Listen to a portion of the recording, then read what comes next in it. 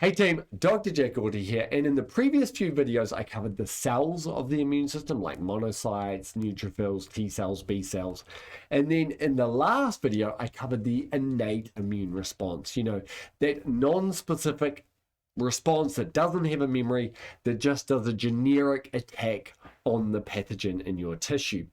Now, in this video, I'm going to talk about the adaptive immune system.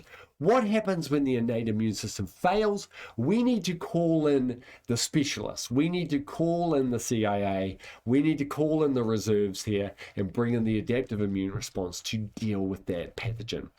So here we go. We've got the innate immune system and it is lost, right? It's tried degranulating, it's tried phagocytosing, but the bacteria keep dividing and dividing and dividing. We're losing the battle, right? So we need to call in the adaptive immune response. Now, the adaptive immune response starts with an innate immune cell, right? An innate immune cell is required to trigger the adaptive immune response.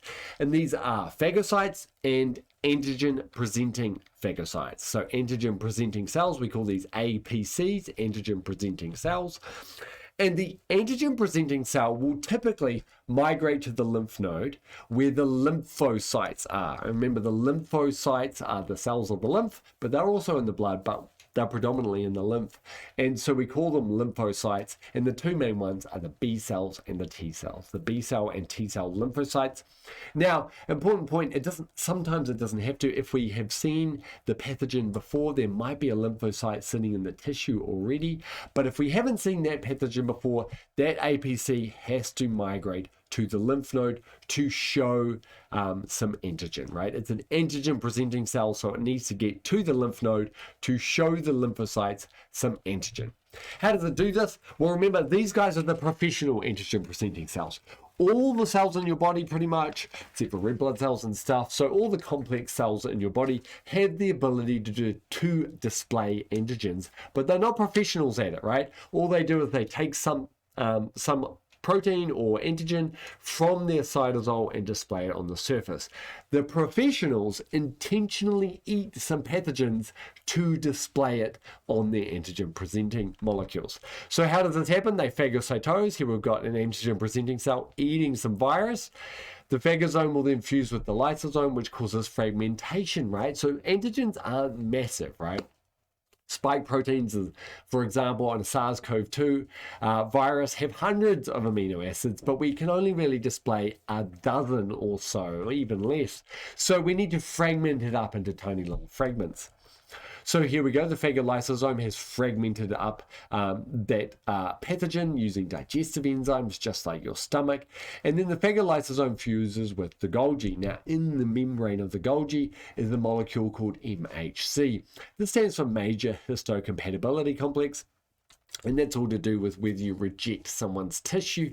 But the name isn't hugely important. Everyone just calls it MHC. There's a lot of acronyms in biology and we can't learn them all.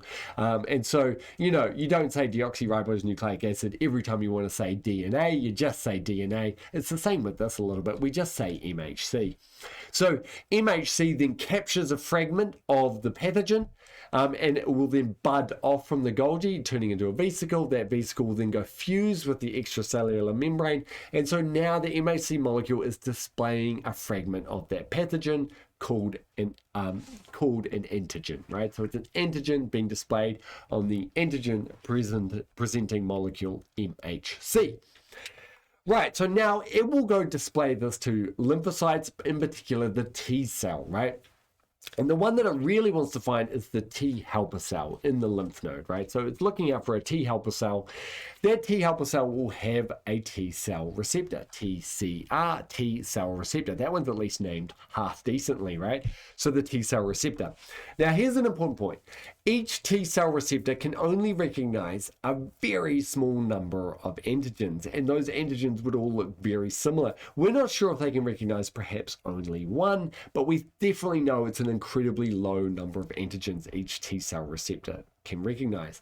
Each T cell receptor is unique to a T cell, right? So the T cells through this complicated mutation process that I'll cover in a much later video. In fact, I already do if you want to check out my advanced immunology playlist. So these T cell receptors are unique to that T cell and can recognize a very low number of antigens, possibly only one, but it's probably maybe a few, right? And so once this T cell receptor recognizes that antigen, it knows it's not a self-antigen. It knows it's a pathogen, right? But we need more information than just the T cell receptor being activated. We need to know what kind of pathogen it is, right? An antigen could come from a virus, a worm, a fungus, a bacteria. We need to know what kind of pathogen that antigen belongs to. And so the T cell can know what kind of pathogen, the APC, the antigen presenting cell, will release cytokines to tell the T cell what kind of pathogen it is, right? How does the antigen presenting cell know what kind of pathogen it is? Well, that's from the pathogen associated molecular patterns activating a certain pattern recognition receptor, right? So essentially the APC can smell what kind of pathogen it is based on the molecules released from that pathogen and what receptors are being activated on the antigen presenting cell. So it is almost literally smelling what pathogen it is, right? Which is brilliant, because that's how our smell works. It's these receptors that recognize different chemicals. And so that's why we can recognize, is it ice cream or is it dog poop? Because different receptors in our nose are being activated. Exactly the same thing is going on in this immune cell. Because a certain cocktail of pattern recognition receptors are being activated by the pathogen-associated molecular patterns, the APC knows through the smell of it, basically, what that pathogen is. And based on that, it will release a certain cocktail of cytokines to tell the T cell what pathogen it is that that antigen belongs to that I just showed you. So the T cell will combine those bits of information together. What is the antigen and what were the cytokines released by the antigen presenting molecule? And it will release its own cytokines. If you're confused about cytokines, you need to watch my previous video, okay? So here we can see this beautiful flow of information. So let's start at the top. Different PAMs, different pathogen-associated molecular patterns, activate different pattern recognition receptors on the antigen-presenting cell. So essentially, the PAMs tell the antigen-presenting cell what pathogen it is based on those molecules. Activation of different pattern recognition receptors cause different cytokine genes to turn on in the APC. So the information has flowed from the pathogen into the antigen presenting cell via the PAMs that have been released and the pattern recognition receptors that have been activated. So a virus will activate different pattern recognition receptors to a bacteria. That's critical, okay? The APC will then release cytokines to tell the T helper cell what cytokines to release. So the APC can then tell the T helper cell what pathogen it is through cytokine communication. And the T helper cell will then release cytokines, a cocktail of cytokines, to tell all the immune cells what kind of response is needed to get rid of this pathogen, which is beautiful, right? And that's the flow of information from the pathogen to the T cell to the rest of the body, right? So let's go through some examples here. Here we've got an antigen presenting cell. It's in some viruses. So it's going to release cytokines that are associated with detecting viruses through pattern recognition receptors, which tells the T cells to release cytokines. Now, I'm only going to go through a very small number. Remember, there's over 117 different cytokines, so I'm just going to tell you some of the famous ones and what they do, but always remember that whenever I say cytokines, it's a cocktail of cytokines, and it depends on that. The particular mixture of cytokines dictates the nuances of the immune response. So let's look at this one. So these cytokines here released by this macrophage tell this T cell it's a virus. So this T cell knows that this antigen belongs to a virus, so it releases IL-2, the IL-2 cytokine, to coordinate the immune response. Now, the IL-2 cytokine is detected by the cytotoxic T cell. If you don't know what that is, you've got to check a previous video where I cover exactly what a cytotoxic T cell is. This cytotoxic T cell has killed this lung epithelial because the lung epithelial cell showed it that it had this virus inside it. So this is the one of very few number of cytotoxic T cells that could detect this virus antigen, and so it's told this lung epithelial cell to die.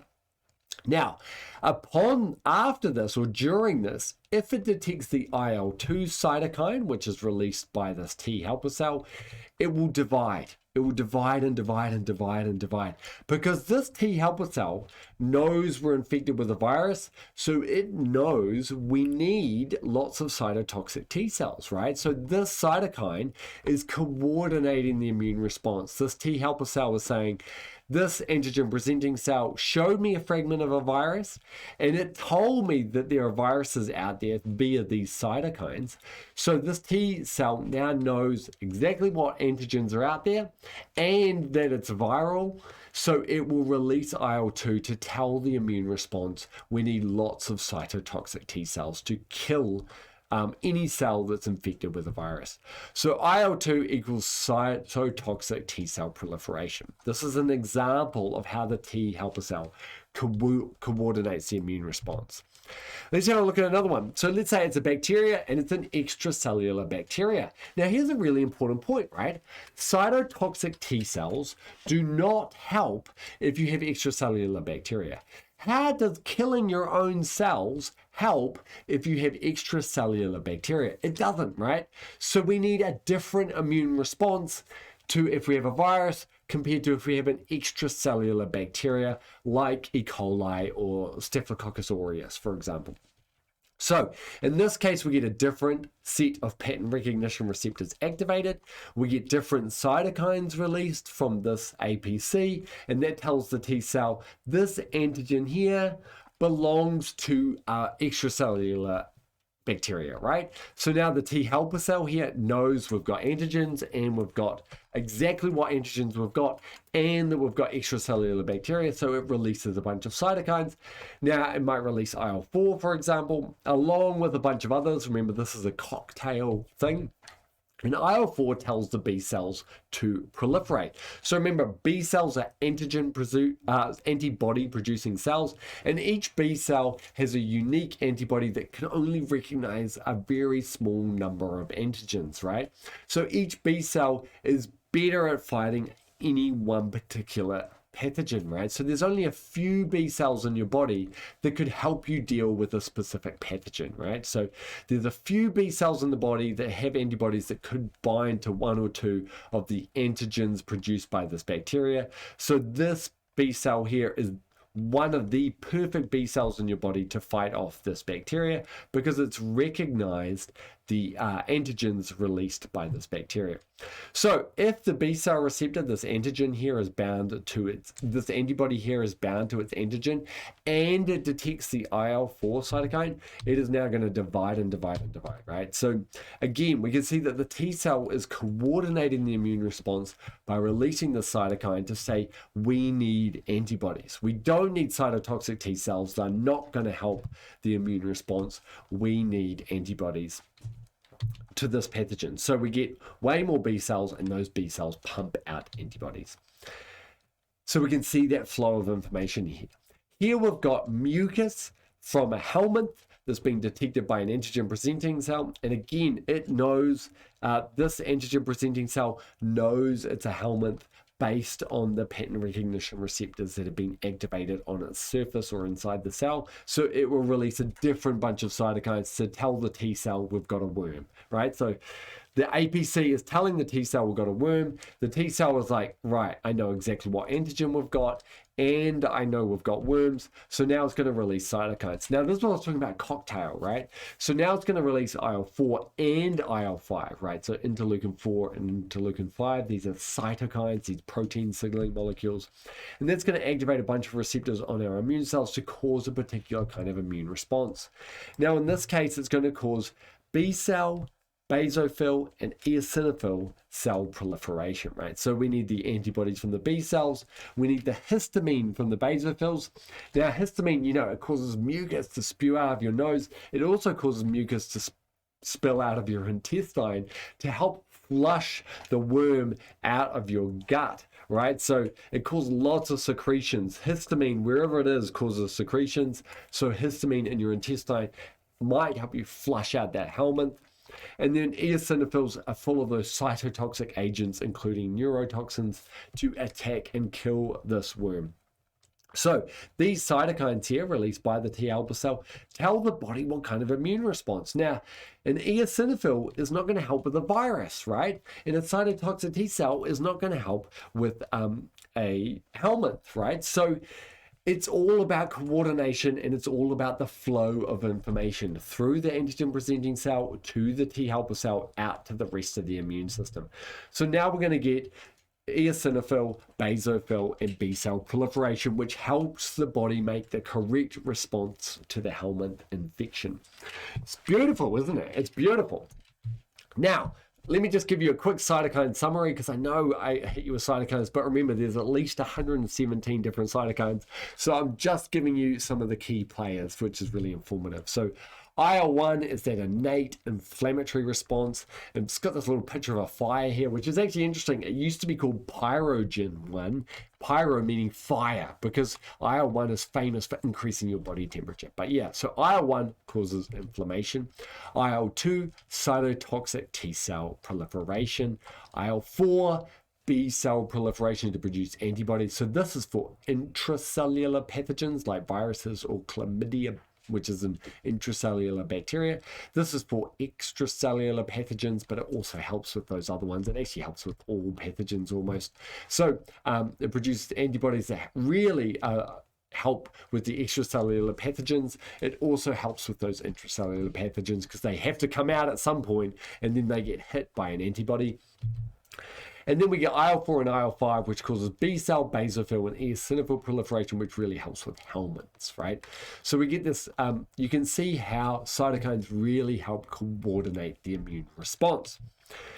Now, everyone knows the adaptive immune system is all about memory, right? It's the CIA. It remembers those bad boys, the pathogens, so it can make a specific response to it if we ever get infected again. And of course, we've all heard of vaccines, right, which help your adaptive immune memory learn the pathogen before you even get it, so your immune system is ready to attack and kill that pathogen. So where is the memory, right? Where is the memory? Well, remember that when it comes to B cells and T cells, and cytotoxic T cells in particular, we only have a few cells in our body. We don't know the number, it's low. We only have a few cells in your body that could deal with any one particular pathogen. So right now, if you have not had SARS-CoV-2, aka coronavirus, aka COVID-19. If you haven't had it, you've got a very low number of B cells and cytotoxic T cells that could help you deal with it. It's a very low number. We don't know what that number is, but it's low, right? But look what happens after you get the adaptive immune response. You get proliferation. Now, some of those cells get exhausted and die and go away, but some of those cells persist for a long period of time, right? And we call those memory cells. They are B cells or cytotoxic T cells or T helper cells that have proliferated during an infection that don't die off, and they hang around for a long period of time afterwards. So what that means is you now have a high number of those cells that can recognize and deal with that pathogen. So let's say SARS-CoV-2, you get the vaccine. If you've got the vaccine, you have a lot of B cells now. You've got a lot of clones of those B cells. You've got a lot of clones of the cytotoxic T cells and T helper cells that they were in very low numbers that could recognize the pathogen. They're now in very high numbers that can recognize the pathogen.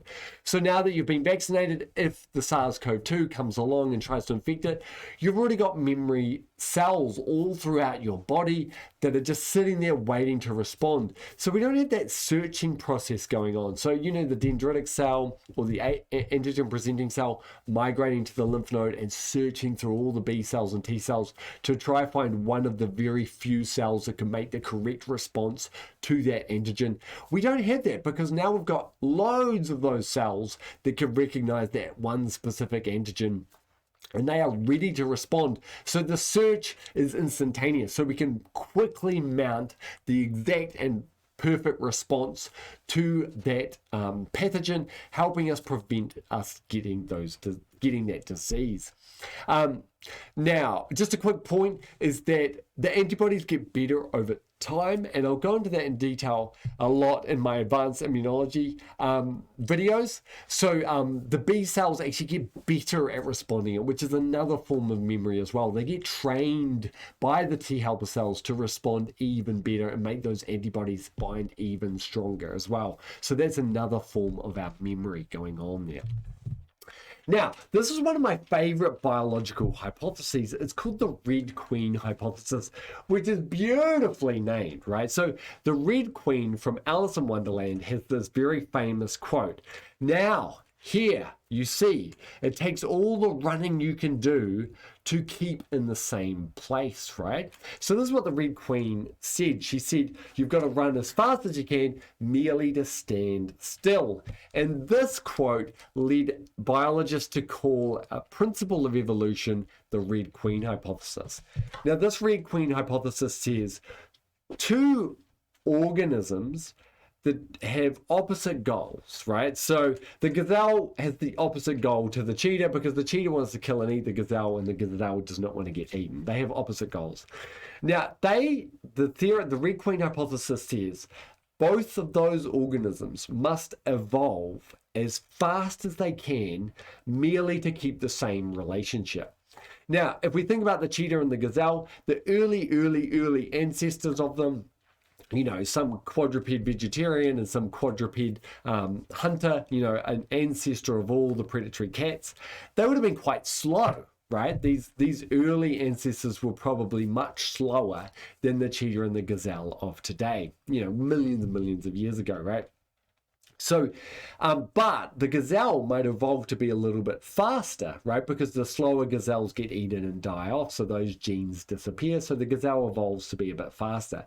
And again, the slow cheetahs die off, and so only the faster cheetahs go on. And so this process of getting faster and faster and faster physically really keeps the relationship exactly the same, right? So they both are evolving as fast as they can merely to stay in the same place, which is brilliant, right? So this is called the Red Queen hypothesis. It's the idea that every organism must be evolving as fast as it can in order to merely just stay in the same place. Another way to think about it is if an organism stopped evolving, it would eventually be outcompeted, outpredated, and it would die off, right? You can't be stagnant. You have to keep going and going and going.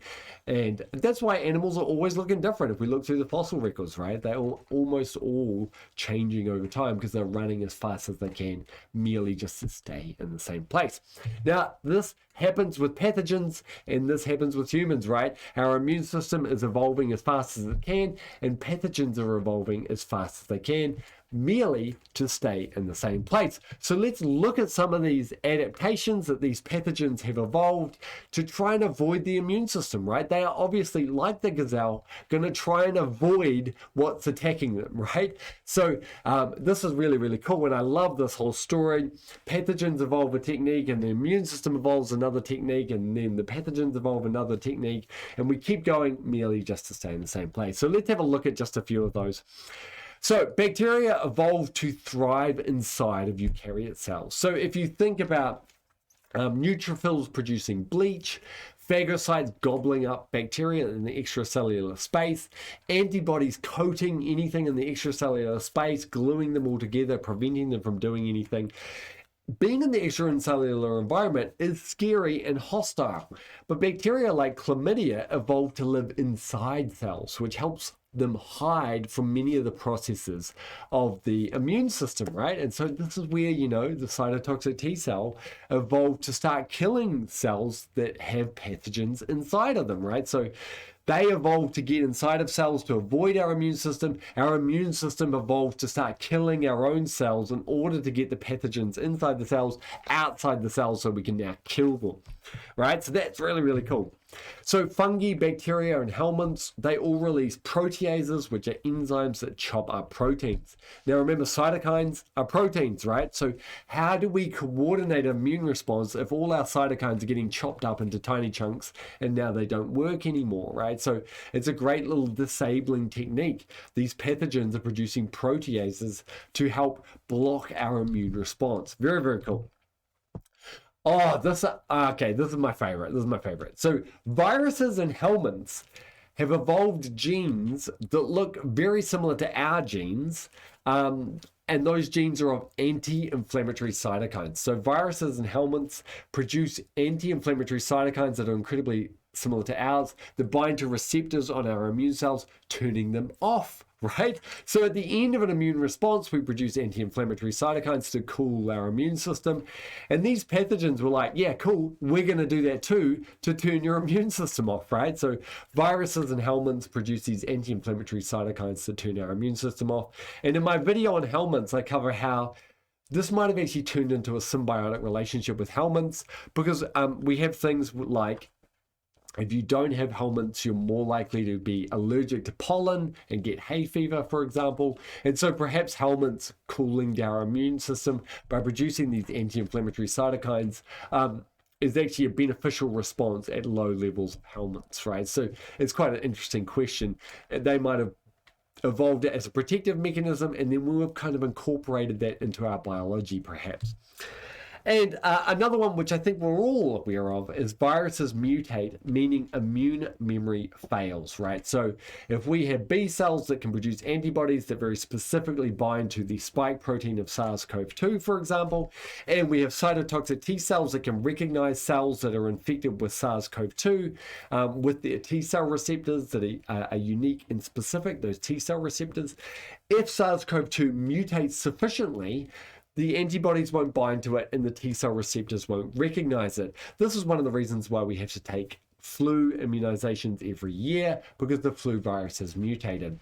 And it's starting to look, there's some scary data coming out of Israel. It's starting to look like this may happen with SARS-CoV-2 too. So we might be taking booster vaccines for the SARS-CoV-2 virus too, possibly every 6 months. So we're going to need to build up a big, strong infrastructure there so we can get regularly vaccinated. Awesome. Did I cover anything else? No. So in the next video, I'm going to cover the invention of vaccines, which is what I was just talking about, which is a way to manipulate our adaptive immune system so we can be protected from a pathogen that we actually have never been specifically exposed to. And is really genius. And it starts with this, well, no, it's debatable, but this guy was important. His name was Edward Jenner, and he did some very unethical experiments on children to sort of get vaccines to work. But that'll be all coming up in the next video.